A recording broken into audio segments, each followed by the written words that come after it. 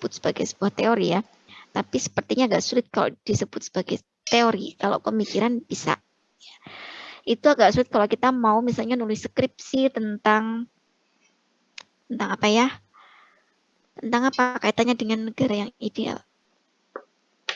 Sikap pemerintah terhadap pandemi, kebijakan pemerintah di masa pandemi. Misalnya, ya itu kan kaitannya dengan civil society, kaitannya dengan negara yang ideal. Nah, kita mau pakai Al-Farabi ini agak susah gitu ya. Agak susah karena levelnya masih filsafat. Levelnya masih pemikiran. Sama dengan Nurholis Majid pun juga demikian, levelnya masih filsafat ya. Di basic begitu ya. Belum spesifik khusus ke arah teori. Meskipun kita bisa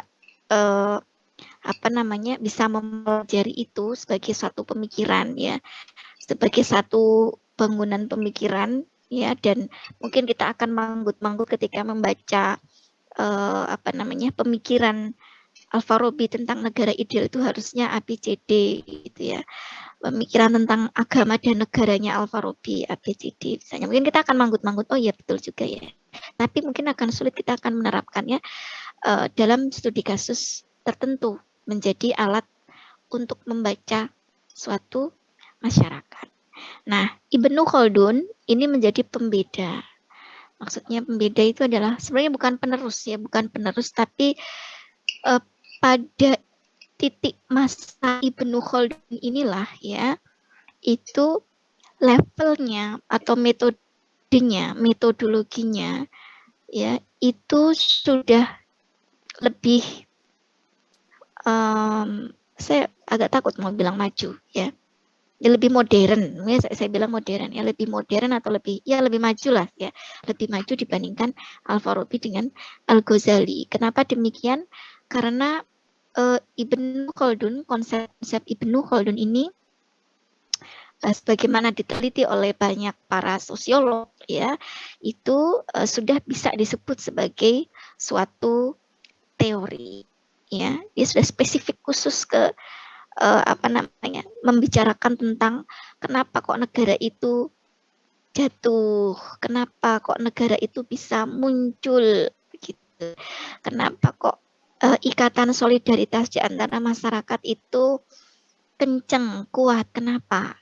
Nah, itu Ibnu Khaldun punya teorinya, punya teori dengan konsep berbeda ya. Ya punya teorinya, gitu ya, punya teorinya. Yang itu tidak berdasar pemikiran dia saja, ya.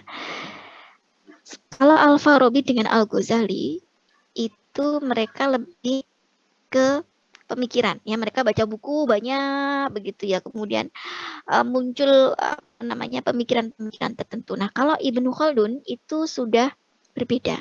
Dia tidak hanya pemikiran saja, tetapi teorinya itu muncul berdasarkan riset empiris. Karena faktor riset empirisnya inilah, maka ia disebut sebagai sosiolog. Jadi, kenapa dia disebut sosiolog? Bukan hanya karena teorinya sangat sosiologis, ya, tetapi karena teori-teorinya itu ia bangun berdasarkan apa yang ia teliti.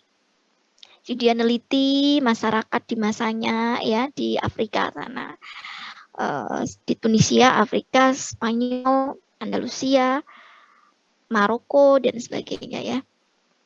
Kemudian ia membuat suatu teori dari itu.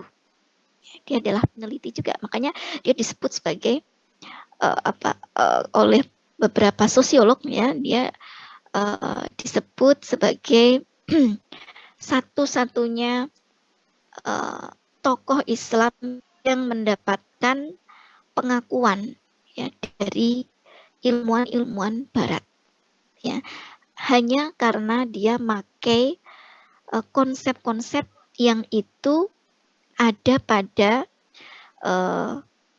teori-teori modern. Ya, jadi teori-teori sosiologi itu kan muncul karena penelitian gitu ya, karena kritik terhadap teori-teori sebelumnya. Nah, Ibnu Khaldun itu juga melakukan itu. Dia riset, kemudian dia mengabstraksikan itu maksudnya gimana ya? Metodologi dulu yang ngajar Bu Murianti ya. Ini sebenarnya kalian sudah harus dapat ini di metodologi ya. Jadi ada metodologi itu kan ilmu tentang metode ya, salah satunya tujuannya adalah untuk mendapatkan suatu teori tertentu. Kalau kita ingin mendapatkan suatu teori tertentu, kita harus melakukan penelitian dengan serangkaian persyaratan tertentu yang memenuhi secara ilmiah, kemudian diabstraksikan tuh kayak ditarik dari bawah kemudian ke atas gitu ya. Mungkin begitu ya bayangannya, ditarik ke atas. Oh, dari fenomena macam-macam begitu ya di masyarakat, ada ABCD itu ditarik ke atas. Oh, ternyata membentuk suatu pola tertentu. Oh, kalau di masyarakat di keluarga A misalnya kalau anak-anak dimarahin itu nanti anaknya akan menjadi tidak pintar. Tapi di keluarga B kok dia walaupun anaknya dimarahin tapi dia tetap pintar. Di keluarga C beda lagi, anaknya juga pintar. Nah, ternyata ada faktor yang berbeda-beda, seperti ada fenomena yang berbeda. Tapi kemudian diteliti lagi, oh backgroundnya keluarga ini bagaimana. Oh ternyata kemudian membentuk suatu pola tertentu. Itu ditarik kemudian dibikin suatu teori. Nah, itu abstraksi namanya ya, mengabstraksikan, dan teori itu bisa digeneralkan untuk berbagai tipikal masyarakat. Nah, ini yang merupakan kelebihan Ibnu Khaldun dibandingkan dengan teori-teori Muslim sebelum dia. Ya, metodologi merupakan ciri khas ya, beda dibanding teoritisi, bukan teoritisi.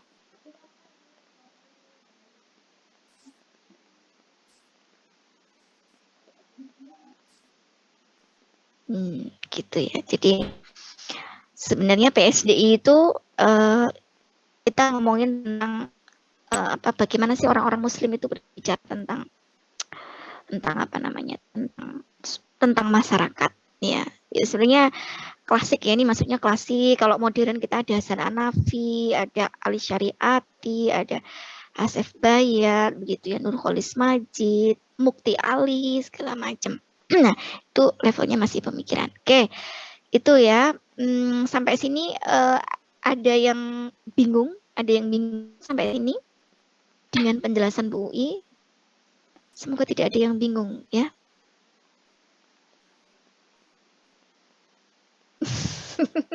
Mumat ya, mumat ya, nggak apa-apa ya, dinikmati aja ya, dinikmati aja.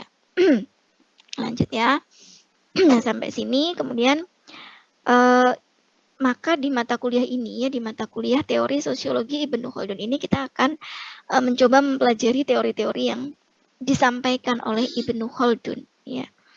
Dan kita tidak hanya akan mempelajari teorinya saja, tapi juga akan mempelajari bagaimana cara menerapkan teori-teorinya Ibnu Khaldun ini ke dalam suatu kasus tertentu, kasus sosial tertentu. Ya, begitu. Oke, sampai sini saya ingin tanya, apakah di teori sosiologi klasik sudah diajarkan sedikit tentang Ibnu Khaldun? Siapa yang ngajar teori sosiologi klasik? Pak Zen atau siapa?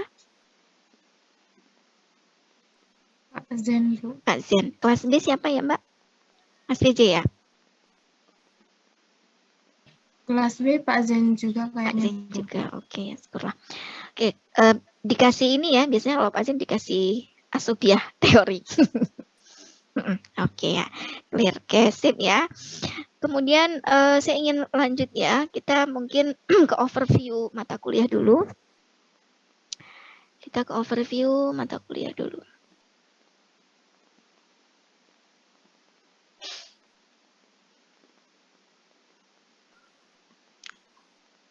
Ya, ini nanti insya Allah selama 1 semester kita akan mempelajari ini aja.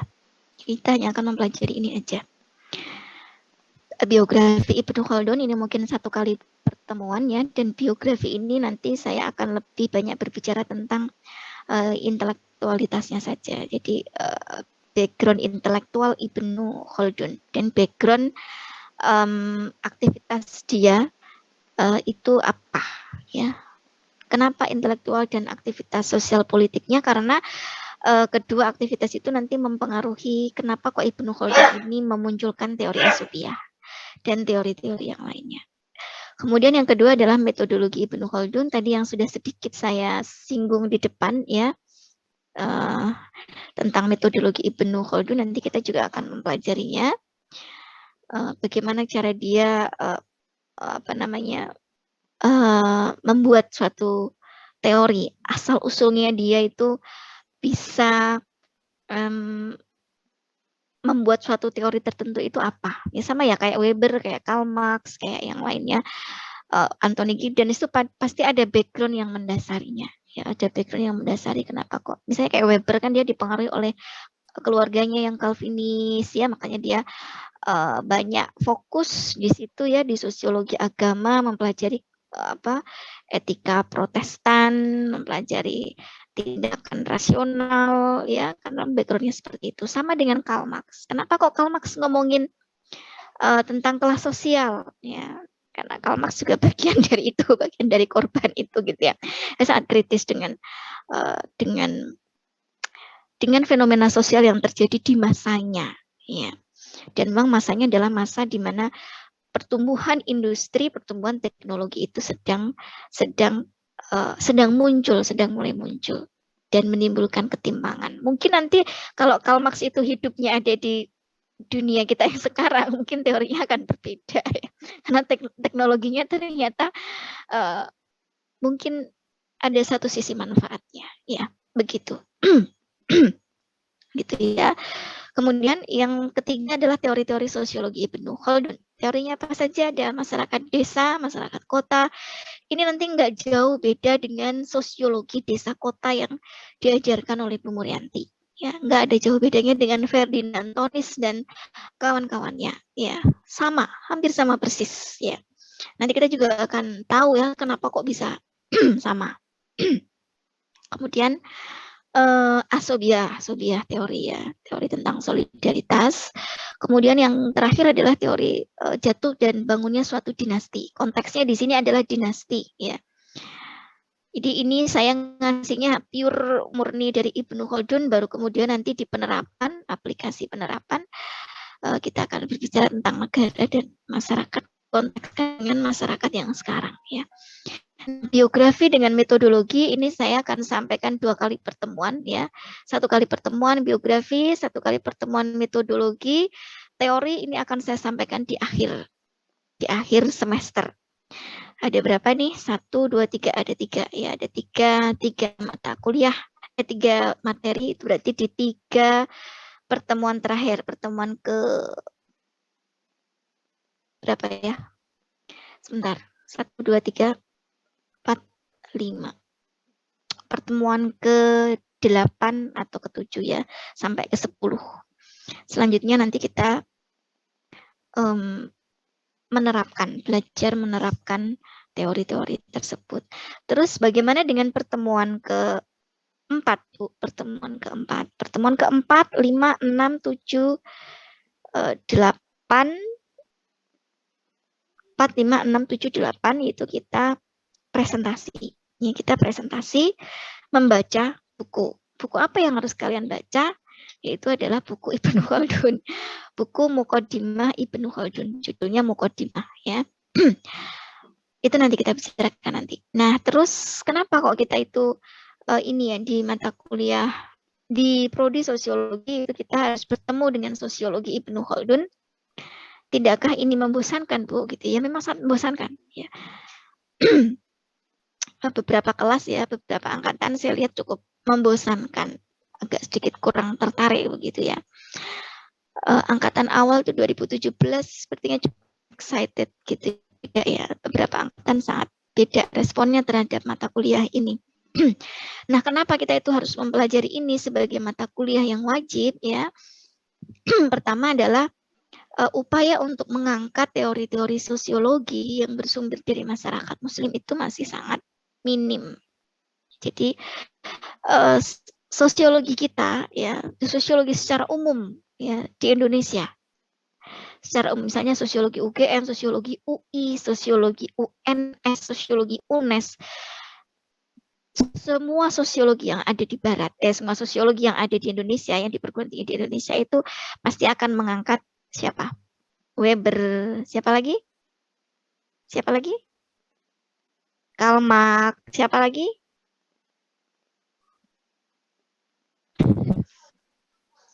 Siapa lagi? Durkheim, oke, siapa lagi? Sebutkan semua teoritisi sosiologi. Yuk, siapa? Modern, klasik, siapa lagi? Durkheim, terus? Auguste Comte. Auguste Comte, terus kemudian siapa lagi? Anthony Giddens, Bu. Tony Alcott Giddens, Parsons. Carmen Hen. Alcott Alcott Habermas. Parsons, Jürgen Habermas, betul. Siapa lagi? Banyak. Rata-rata semuanya berasal dari Eropa. Iya nggak sih? Auguste Comte dari mana? Auguste Comte dari mana? Prancis. Prancis. Weber dari mana? Kali kabeh. Weber dari mana? Jerman. Durkheim dari mana? Prancis. Prancis. Terus siapa lagi? Karl Marx dari mana? Karl Marx, ayo sing paling terkenal banget mahasiswa biasanya seneng banget nek karo pemikirannya Karl Marx. Jerman, Inggris. Jerman. Konteksnya dia ya Jerman dan Inggris ya. Terus siapa lagi? Anthony Giddens dari mana? Amerika, Bu. Inggris. Saya juga lupa dia dari mana. Inggris dia dari Eropa ya. Eropa. Ya. Kemudian Amerika ini sopo yo. Amerika itu siapa? Alcott Parsons. Betul. Selain Alcott Parsons siapa lagi? Teori-teori struktural, fungsional, teori konflik itu banyak di Eropa ya. Fungsional ada di Amerika. Fungsionalisme struktural. Selain Alcott Parsons ada siapa lagi? Teori pertukaran sosial itu siapa ya? Yang terkenal banget itu siapa namanya? Ya Amerika juga. Ya, teori modern ya. Jürgen Habermas dari mana? Jerman. Eropa semua ya. Rata-rata kita dari Eropa. Tahu nggak kalau Eropa itu dekat sama Maroko? Ya, Prancis itu dekat sama Maroko. Iya nggak? Secara peta.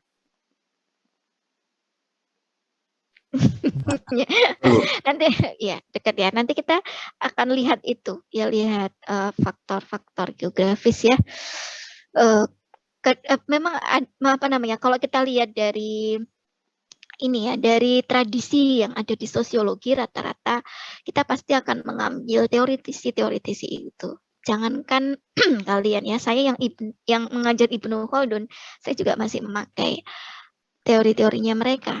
Ya, teori-teorinya mereka. Jadi Ibnu Khaldun itu sebagai orang yang sebetulnya dia itu lahir lebih dulu daripada Adam Smith, dia lahir lebih dulu daripada Auguste Comte, ya, dia lahir lebih dulu daripada Karl Marx ya. Tapi dia tidak pernah diangkat ya oleh orang Muslim sendiri, dia juga jarang diangkat. Justru malah orang-orang Eropa ya, ilmuwan-ilmuwan Eropa, teoritisi Eropa yang mengangkat dia. Nanti kita akan mempelajari itu di biografi Ibnu Khaldun. Nah, ini Ibnu Khaldun itu jarang muncul. Kalaupun muncul, ya, dia ada nyempil sedikit di teori sosiologi modernnya Josh Ritzer. Iya nggak? Lihat biografi Ibnu Khaldun yang nyempil nggak? Di buku teori sosiologi modern. Ya, hanya sedikit dibahas. Kalau kita kalau kita itu kalau nanti kalian tuh membaca mukodimah ya, kalian akan menemukan mungkin pengalaman saya dengan pengalaman teman-teman semua nanti saat membaca mukodimah akan sangat berbeda mungkin ya. Tapi ketika saya membaca mukodimah ya, saya membaca mukodimah dengan full itu baru di UIN ya, karena terpaksa terpaksa disuruh oleh Kaprodi ya, terpaksa disuruh oleh Pak Zainal waktu itu ya untuk mempelajari ini ya. Jadi saya harus membaca gitu ya, dan kemudian menjadi gitu ya, ternyata kok Weber banget ya ternyata Ibnu Khaldun ini. Oh, ternyata ketika saya mempelajari, membaca diferensiasi pekerjaan, membaca tentang masyarakat kelasnya Ibnu Khaldun. Oh, ini Kalmaks banget ya. Kalmaks banget ya pemikirannya Ibnu Khaldun, Kalmaks banget ya. Kemudian ketika saya membaca tentang solidaritas asobia, wah ini Durkheim banget, Durkheim banget. Kemudian ternyata setelah ditelusuri tahun lahirnya ya berbeda. Ya, Ibnu Khaldun jauh dia ada di abad pertengahan, sementara Comte dan kawan-kawannya itu abad pertengahan menuju akhir ya, karena sosiologi itu kan lahir menuju masa Enlightenment, masa abad pencerahan ya, masa ketika agama itu sedang hiruk pikuk ya, dan ilmu pengetahuan ya, penelitian itu menjadi sangat diminati ya. Sosiologi berada di antara itu ya, berada di antara itu. Nah, kayak Weber kayak itu kan lahir ketika Auguste Comte juga gitu ya, lahir ketika agama itu menjadi sesuatu yang dimusuhi begitu ya. Jadi sesuatu yang kurang, menjadi image yang kurang baik bagi masyarakat Eropa saat itu, dan kemudian maka muncullah metode ilmu pengetahuan yang itu dianggap jauh lebih maju dibandingkan dengan agama ya. Jauh lebih maju dibandingkan dengan agama. Oke, silakan di mute ya yang teman-teman yang masih ini di mute. Oke. Kemudian ini ya prodi sosiologi ini itu sedang berupaya untuk ke sana. Sedang berupaya untuk ke sana. Jadi mengangkat Ibnu Khaldun itu sebagai ciri khas kita, ciri khas dari sosiologi UIN Suka. Termasuk ciri khas juga dari sosiologi agamanya Usuluddin ya. Kalau di Usuluddin mereka mungkin malah lebih ke sosiologi agama banget gitu. Sosiologi agama banget, mereka menggunakan pendekatan sosiologis untuk mempelajari isu-isu sosial keagamaan. Iya. Tapi kita punya ciri khas sendiri. Sosiologi Ibnu Khaldun nggak hanya ngomongin agama. Nggak hanya ngomongin agama, meskipun dia konteksnya itu lahir dari masyarakat Muslim, masyarakat Islam. Dia ngomongin ekonomi, ngomongin bahasa, linguistik ya, dia ngomongin sastra, dia ngomongin tentang sufisme, dia ngomong macam-macam ya, politik, ekonomi, masyarakat desa, kota, segala macam, sosiologi juga. Itu ya, jadi ini sebagai ciri khas kita dan menjadi mata kuliah integrasi interkoneksi. Ceritanya begitu ya. Jadi mata kuliah integrasi interkoneksi. Kenapa? Karena di teori-teori sosiologi Ibnu Khaldun ini adalah teori yang lahir dari proses integrasi interkoneksi itu tadi ya. Jadi kita nggak perlu gabung-gabungin teori sosiologi barat dengan isu sosial keagamaan misalnya ya. Dan kita pakai teori sosiologi Ibnu Khaldun itu sudah integrasi interkoneksi karena teorinya lahir dari masyarakat Muslim, konteks masyarakat Muslim ya, dan bahkan Ibnu Khaldun sering menyebutkan ya dalam buku Muqaddimah menyebutkan teorinya itu relate dengan ayat-ayat tertentu dalam Al-Quran. Misalnya ketika dia ngomongin tentang negara, oh ini loh maksud, atau tentang pemimpin agama, ini loh maksudnya diciptakan manusia oleh Allah itu seperti ini. Nah, dia buktikan itu dalam penelitian sosiologisnya. Itu sudah merupakan bagian dari proses integrasi dan interkoneksi. Jadi teorinya lahir dari proses integrasi interkoneksi tersebut. Oke, sampai sini jelas ya? Sampai sini cetok? Oke. Ada yang ingin ditanyakan? Ada yang ditanyakan? Tidak adakah?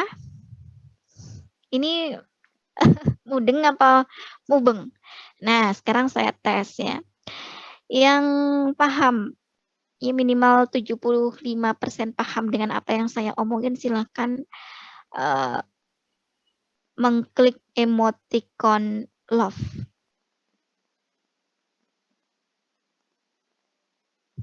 Yang paham 75% silahkan klik emoticon love. Kok enggak ada?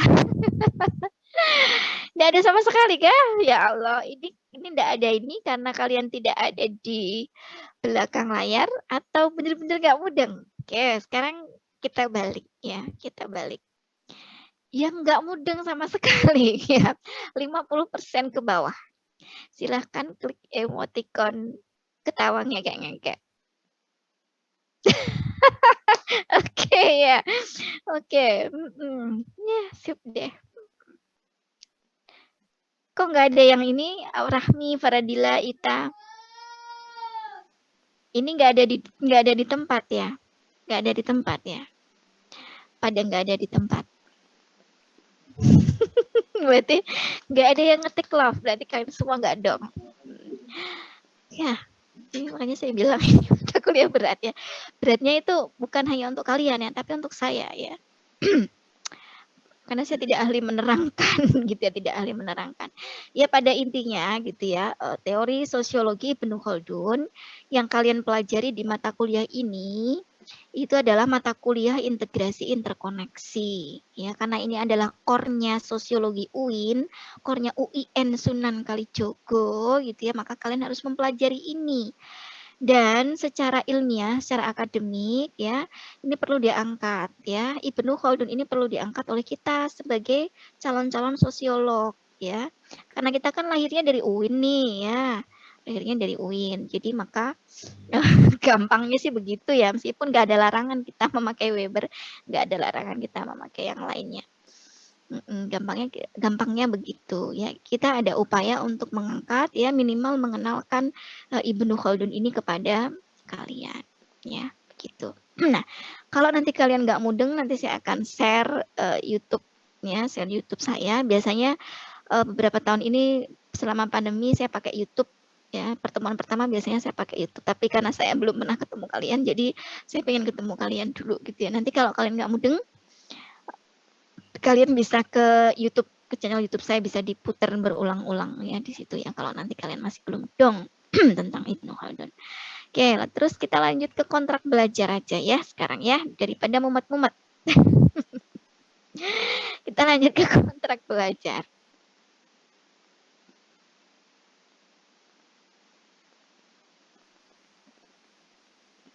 Sudah tampilkah di sini? Sudah dapat? Oke, tolong ini dipelajari dengan baik ya, di screenshot silahkan, kalau yang mau screenshot bisa ditempelkan di profil, foto profil grup kita. Saya tidak mau di akhir perkuliahan nanti ada nanti ada problem. Problem itu maksud saya adalah problem karena nggak cetol, nggak jelas, nggak dengerin dengan apa yang saya sampaikan di awal perkuliahan ya. Karena beberapa kali beberapa mahasiswa komplain begitu ya, tidak ikut mata kuliah saya, baru masuk grup katanya, baru ngaku ketika penilaian begitu, dan katanya dia tidak tahu ada kontrak perkuliahan dan sebagainya. Itu kan aneh gitu ya. Jadi saya tidak mau ada hal seperti itu. Silakan di screenshot kemudian taruh di foto profil grup kita ya, supaya dibaca terus menerus.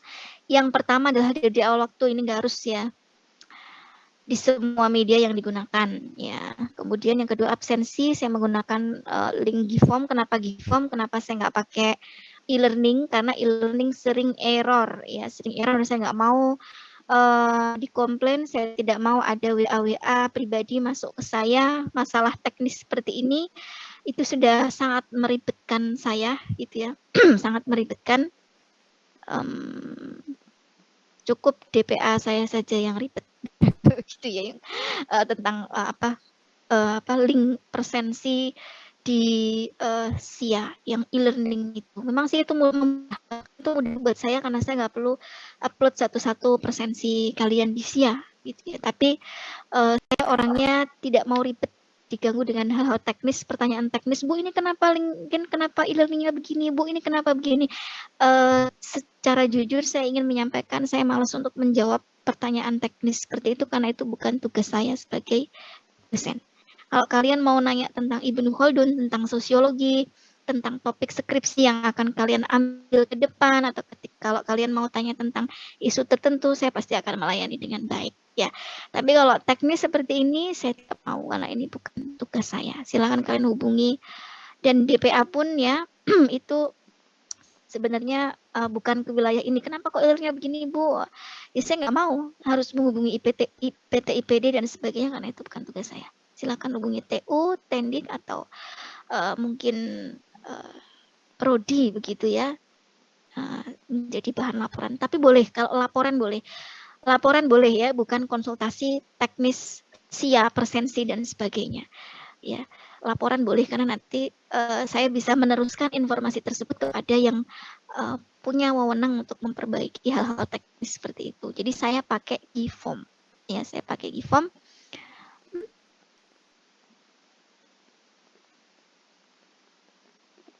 Backgroundnya apa? Ya udah berarti biarin aja. Ini anak saya ya, maaf ya. GIFOM, jadi GIFOM ini saya sangat fleksibel sekali ya. GIFOM ini saya share 1 hari ya, 1 hari. Jadi saya nggak akan nutup sebelum 1 hari selesai. Jadi kalian yang lupa presensi nanti masih bisa presensi. Ya, gitu. Saya tidak begitu peduli dengan presensi. Jadi yang saya pedulikan adalah kalian mudeng. Kalian mudeng dan tugas ya, tugas. Gitu. Karena endingnya mungkin nanti saya juga akan membuat, kalau nggak kebangetan endingnya nanti saya akan buat presensi kalian itu 100% semuanya di SIA. Ya, gitu. Kemudian media pembelajaran yang dipilih berdasarkan kesepakatan kelas ya, dan ini nanti kalian ngisi sendiri di GIFOM yang saya tulis ya, yang saya share. Nanti sudah ada di GIFOM itu pilihan kalian mau belajar pakai apa, mau pakai saya tidak menyarankan Google Meet ya. Kenapa? Karena kalau pakai Google Meet di laptop saya suka ngehang dan nge-live sendiri. Jadi pernah saya ngasih kuliah pakai Google Meet, saya ngomong sendiri ternyata jebulannya saya tuh nge-live ya. Saya nggak nyadar kalau saya tuh nge-live. Dan baru sadar setelah teman-teman mahasiswa mem-WA saya gitu ya.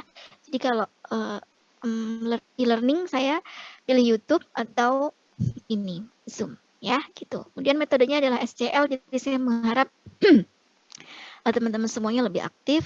Referensi mata kuliah dicari mandiri ya, sesuai rekomendasi dosen. Nanti saya kasih.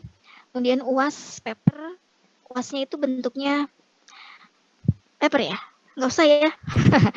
Ini nggak, ini tuh beneran Ibnu Khaldun nggak sih? Saya kok malah lupa ya. Ini Ibnu Khaldun atau mata kuliah yang lain ya? Saya lupa. Paper ini nggak perlu. Paper ini tidak perlu saya highlight ya. Jadi tidak ada UAS di mata kuliah saya, tidak pernah ada UAS dan tidak pernah ada UTS.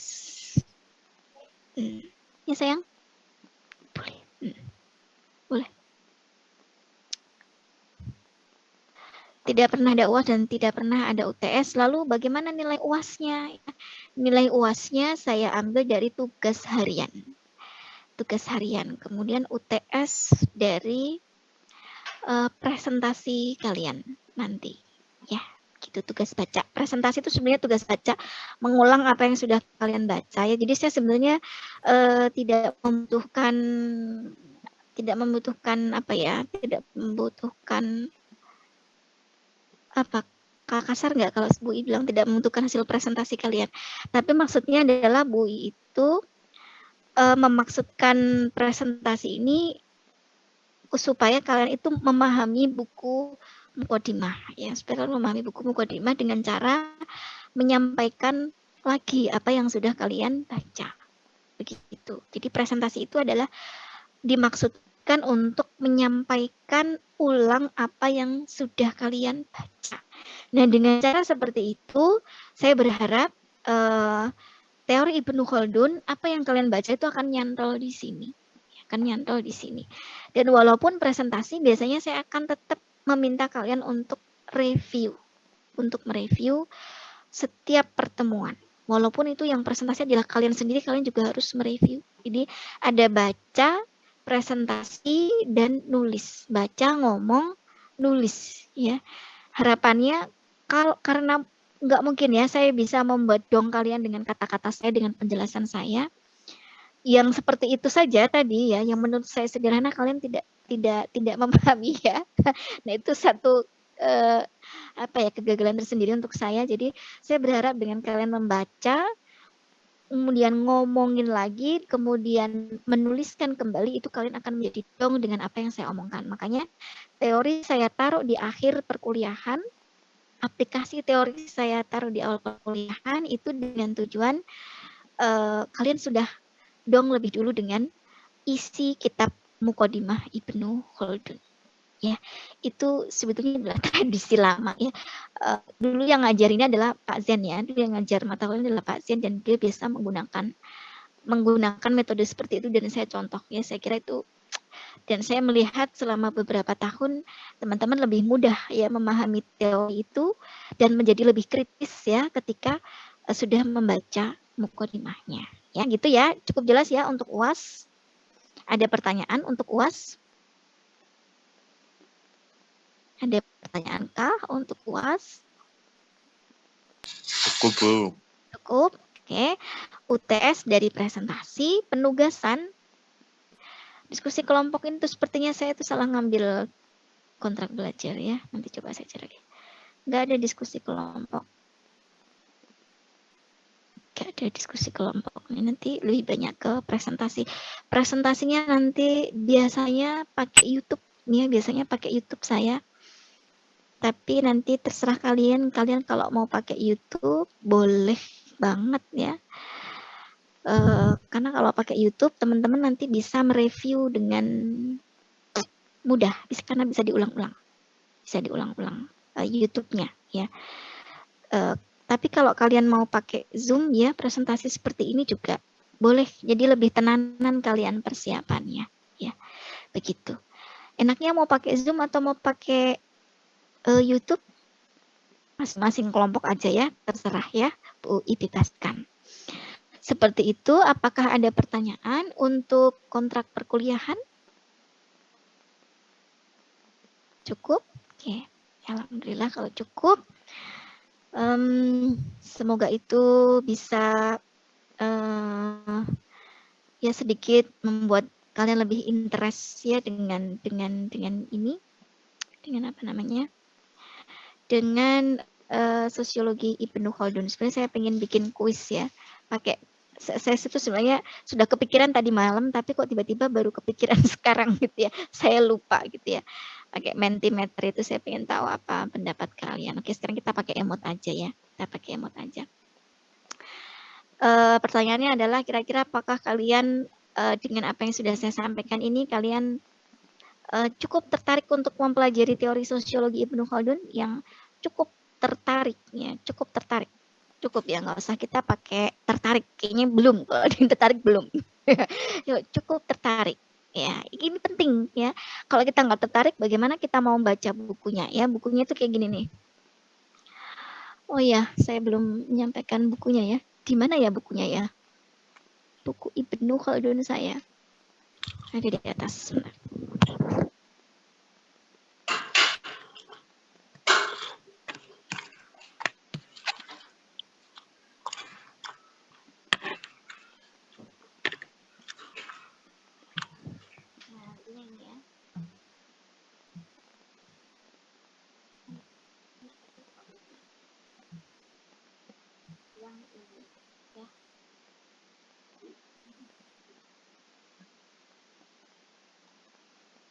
Jangan yang lainnya.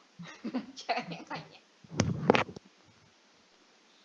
Punya yang itu dan tidak boleh yang lainnya. Maaf ya. Harus beli. Kalau nggak beli silakan pinjem kakak kelas kalian, atau sangat murah sekali, harganya 50.000 kok. Kalau di Shopee ada juga yang 30.000 ya. Maaf, Bu, pengarangnya siapa, Bu? Pengarangnya Ibnu Khaldun. Pengarangnya Ibnu Khaldun. Terjemahan Penulisnya siapa, Ibnu Bu? Khaldun. Terjemahan Ahmad Toha. Mana sih? Ya, tak cariin di internet ya, bentar. Ahmad Toha. Mungkin nanti bisa di-share fotonya, Bu, bukunya. Boleh, sebentar ya, tak. Itu tuh kontraknya tuh kayaknya saya tuh salah ngambil kontrak perkuliahan ya. Kayaknya mungkin itu sosiologi agama yang kemarin. Bentar. Nggak boleh buku itu, nggak boleh buku selain itu. Kenapa? Saya punya alasan ya. Ini berdasarkan pengalaman angkatan 2018. 2018 itu pada pakai PDF ya, pada pakai yang PDF. Jadi isinya berbeda. Isinya tuh bukan isinya berbeda, interpretasinya berbeda. Interpretasi terhadap istilah-istilah tertentu yang dipakai oleh Ibnu Khaldun, misalnya tentang asobiyah ya.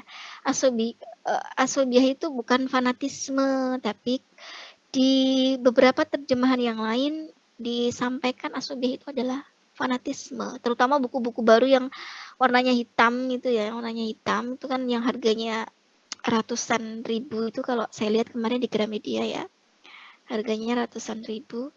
Itu terjemahannya seperti itu. Jadi Bu UI agak kurang sreg ya, karena Ibnu Khaldun itu menyampaikan tentang asobiyah itu tidak relate dengan fanatisme.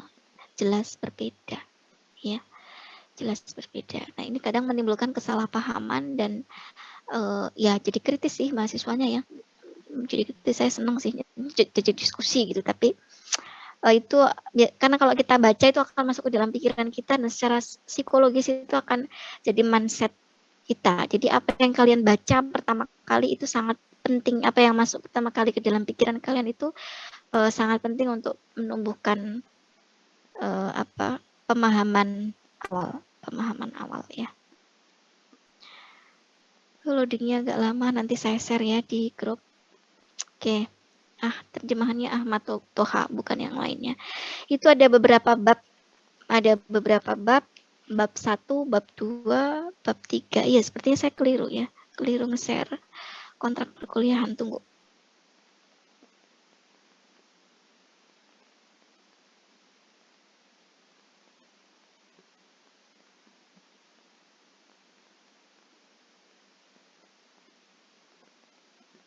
Nanti aja ya, nanti aja. Ada 1, 2, 3, 4, 5, 6. Ada 6 bab. Tapi yang kalian presentasikan cukup dari bab 2. Bab 2 sampai bab 6. Bab 2 sampai bab 6. Nah, ini nanti detailnya nanti saya sampaikan sebelum kalian presentasi aja di pertemuan pekan depan ya. Di pertemuan pekan depan atau nanti kita diskusikan di grup ya, kita diskusikan di grup.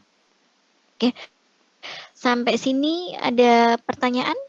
Kalau tidak ada, silakan. Kayaknya nge-freeze nih saya. Ya, Bro.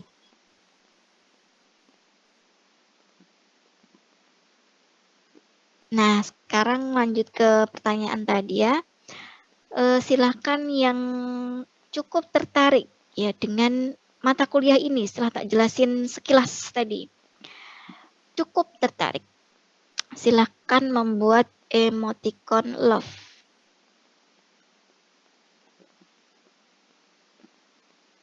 Oke, ya.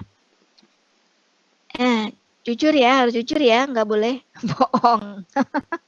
Nggak boleh karena nggak enak. Oke, selanjutnya yang merasa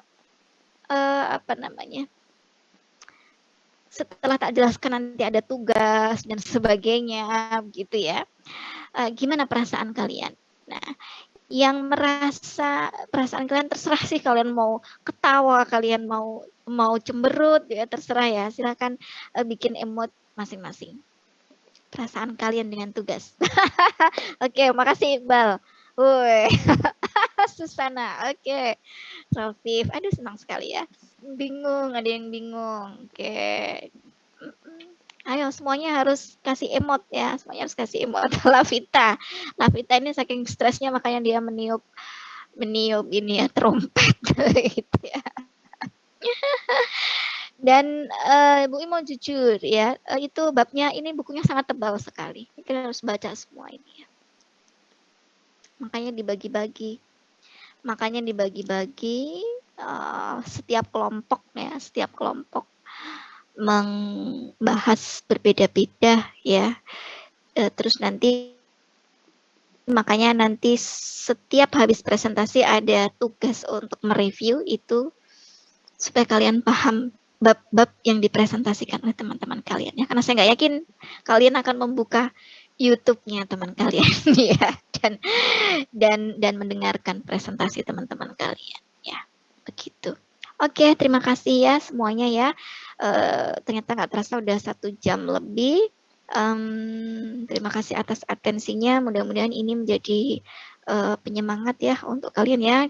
Saya di pekan ini hanya ngajar Ibnu Khaldun aja. Jadi saya free. Silakan kalau ada yang ingin bertanya-tanya tentang apapun kaitannya dengan mata kuliah, silakan monggo ya. Tapi tidak hal teknis ya dan kawan-kawannya ya. Presensi akan saya share nanti setelah ini. Silahkan diisi sampai nanti sekitar jam 24 ya, sekitar jam 24. Setelah itu, setelah jam 24 linknya akan saya tutup. Oke, terima kasih ya. Begitu, ada pertanyaan kah sebelum saya akhiri?